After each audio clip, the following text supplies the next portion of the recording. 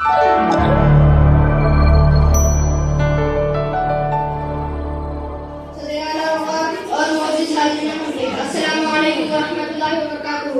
हम एक ऐसी शख्सियत को अलविदा करने के लिए जमा हुए हैं जिनकी पूरी जिंदगी इल्म की शम्मा रोशन करने में गुजर गई। रिटायरमेंट एक महज सरकारी अमल है, एक उस्ताद कभी रिटायर नहीं होता।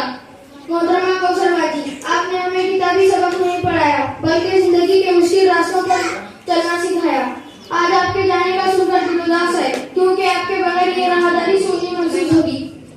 मजाक तो तब आता है मजाक तो तब है कि किसी खास के जर्रे को मुनव्वर कर दो।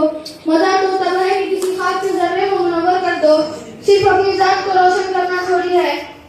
बस उस्ताद ही फिक्रमंद है सबके उरूज के लिए। बस उस्ताद ही फिक्रमंद है सबके उरूज के लिए।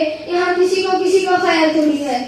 आपने जिस खुलूस से अपनी जिंदगी के 30 साल हमें दिए, इसका बदला हम कभी नहीं उतार सकते। मैं अपनी तकरीर का इख्तिताम इस दुआ पर करता